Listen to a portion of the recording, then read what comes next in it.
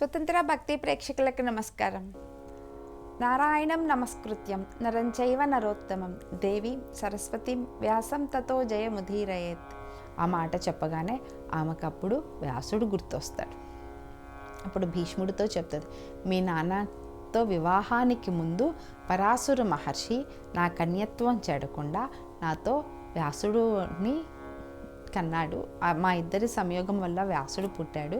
అతను పుట్టిన మరుక్షణమే తపస్సు చేసుకోవడానికి వెళ్ళిపోతా, అమ్మ నీవి ఎప్పుడు తలుచుకుంటే అప్పుడు నేను నీ ముందు ప్రత్యక్షమవుతానని చెప్పి వెళ్ళాడు. ఇప్పటి వరకు నాకు అవసరం రాలేదు. అసలు తను ఎక్కడున్నాడో ఏం చేస్తున్నాడో కూడా నాకు తెలియదు. ఎప్పుడైతే నాకు పుట్టాడో అప్పుడే అదే క్షణంలో నన్ను వదిలిపెట్టి వెళ్ళిపోయాడు. ఆ తర్వాత నేను ఎప్పుడూ అతని గురించి ఆలోచించవలసిన అవసరము రాలేదు.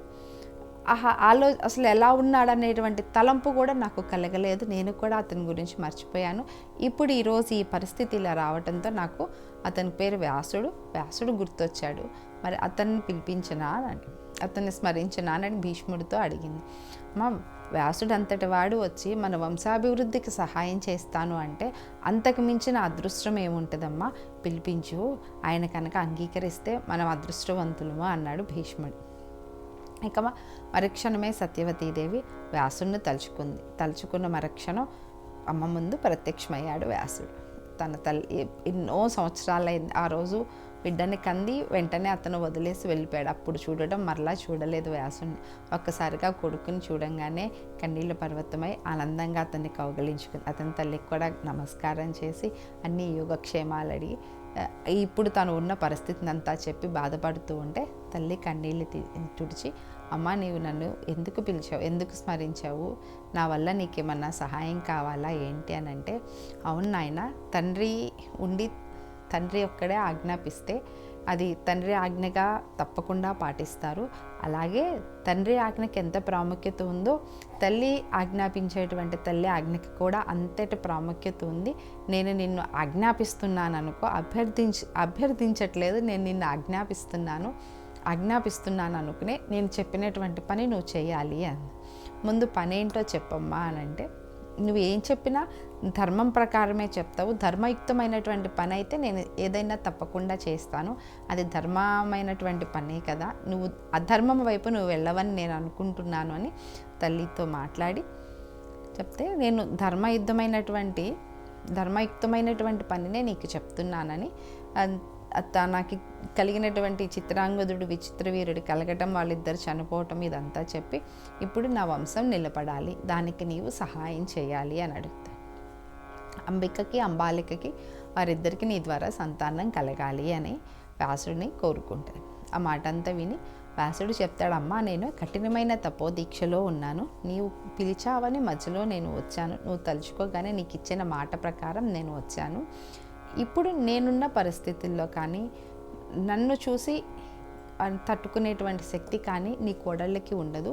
నీకు వంశాభివృద్ధి జరగాలి, నీ కోడళ్ళు సంతానవతులు అవ్వాలి అంటే వారిద్దరూ 1 సంవత్సరం పాటు ఒక వ్రతాన్ని ఆచరించాలి అని చెప్తారు. అయినా నా ద్వారా సంతానాన్ని పొందాలి అంటే వాళ్ళకి నా శక్తిని భరించేటువంటి ఇది వాళ్ళకి లేదు. వాళ్ళు 1 సంవత్సరం పాటు వ్రతం ఆచరిస్తే వారికి కూడా ఆ శక్తి వచ్చి మంచి పుత్రుల్ని ప్రసాదిస్తాను అంటాడు. కానీ సత్యవతి దానికి ఒప్పుకోదు. ఇప్పటికే రాజ్యానికి రాజు లేడు, భీష్ముడు చూస్తున్నాడు, బాగుంది, ఆయన పరాక్రమాలు అంతా బాగానే ఉంది. కానీ ఎంతగా భీష్ముడు పరాక్రమంతో తనకున్నటువంటి అన్ని ధర్మాలు అన్నీ తెలిసి తను చూస్తూ ఉన్న సింహాసనం అనేది కనుక ఖాళీగా ఉంటే, రాజు లేకుండా రాజ్యాన్ని ఎంతమంది చూస్తున్నా దానికి విలువ ఉండదు. రాజ్యంలో అరాచకాలు పెరిగిపోతూ ఉంటాయి. ఈ సింహాసనం ఖాళీగా ఉండకూడదు. నీవు 1 సంవత్సరం సమయం అడుగుతున్నా, మరలా ఆ తర్వాత సంతానం కలగడానికి కొంత సమయం పడుతుంది కదా, అంతా నాకు ఆలస్యం అయిపోతుంది. రాజ్యంలో అరాచకాలు మొదలవుతాయి. రాజు లేని రాజ్యం క్షేమం కాదు, నాకు అంత సమయం లేదు, నాకు తక్షణమే సంతానం కావాలి అని పట్టుబడుతుంది. కాదమ్మా, నీవు అడగటం పరిస్థితులు భీష్ముడు చక్కదిద్దగలడు, కానీ నువ్వు తొందరపడుతున్నావు, తొందరపాటు మంచిది కాదు, కొంచెం 1 సంవత్సరం సమయం ఇవ్వు అంటే, నాకు అంత సమయం లేదు, నా కోడళ్ళు తొందరగా సంతానవంతులు అవ్వాలి, నాకు తొందరగా వంశాంకురాలు కావాలి, నువ్వు ఏం చేస్తావో అది చెయ్యి అని వ్యాసుడి మీద సత్యవతి ఒత్తిడి తీసుకొస్తుంది. ఇక తల్లి ఆజ్ఞాపించినాక చేయగలిగింది ఏమీ లేక, నీవేమో సంవత్సరం సమయం లేదంటున్నావు, ఇప్పటికిప్పుడే కావాలంటున్నావు కదా, అయితే ఒక చిన్న షరతు, నన్ను ఈ రూపంలో చూసి నీ కోడళ్ళు కనుక భయపడకుండా ఉంటే వారికి సంతానం ఇవ్వడంలో నాకు ఎటువంటి అభ్యంతరం లేదు, ఇప్పుడు వాళ్ళు పాటించవలసినటువంటి వ్రతం అదేను అని చెప్తాడు. అని అందుకు ఆమె అంగీకరించి సరేనని కోడళ్ళ దగ్గరికి వెళ్తుంది. మీకు నియోగ పద్ధతి ద్వారా సంతానం కలిగేటువంటి ఆలోచన చేశాను, మీరు దానికి అంగీకరించాలి అనగానే కోడళ్ళు ఇద్దరు కూడా అంగీకరిస్తారు. అలాగే ఆ పద్ధతి ద్వారా అనేటప్పటికి వాళ్ళిద్దరూ రాజకన్యలు. సో ఒక నియోగ పద్ధతి ద్వారా సంతానం కలగడం అనేటప్పటికి వాళ్ళిద్దరు ఎలా ఊహించుకుంటారంటే,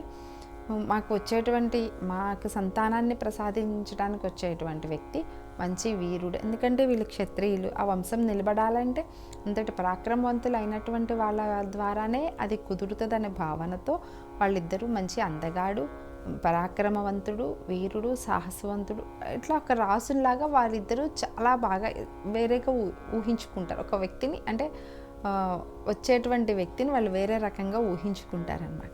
కానీ తీరా గదిలోకి వెళ్ళేటప్పటికీ అక్కడ నల్లటి ఆకారంతో ఎర్రని జటాజుటాలతో వారు గెడ్డంతో ఉన్నటువంటి వ్యాసుడిని చూడంగానే అప్పటిదాకా వాళ్ళు ఏదైతే ఒక ఊహాలోకంలో ఉన్నారో ఆ ఊహాలోకం అంతా తప్పని అర్థమయ్యి ఈ వ్యాసుడితో సంతానాన్ని కనడానికి బలవంతంగా అంగీకరిస్తారు. ఇక ముందుగా అంబిక వ్యాసుడి దగ్గరికి వెళ్తుంది.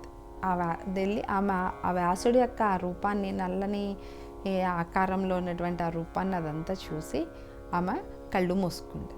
ఆమెతో అంతా అయిపోయినాక బయటకు వచ్చి వ్యాసుడు చెప్తాడు, అమ్మ నీకు పుట్టేటువంటి మనవడు 1000 ఏనుగుల బలంతో మంచి అన్ని విద్యలు తెలిసినవాడు అవుతాడు, కానీ ఆమె తల్లి చేసిన తప్పు వల్ల అతడు అంధుడిగా పుడతాడు. నేను నీకు ముందే చెప్పాను, 1 సంవత్సరం సమయం ఏమని, నువ్వేమో కాదన్నావు. నా రూపాన్ని చూసి ఆ అంబిక భయపడి కళ్ళు మూసుకుంది, అందువల్ల ఆమెకి పుట్టేటువంటి వాడు గుడ్డివాడిగా పుడతాడు అని ఆ మాట చెప్పగానే ఆమె బాధపడుతుంది.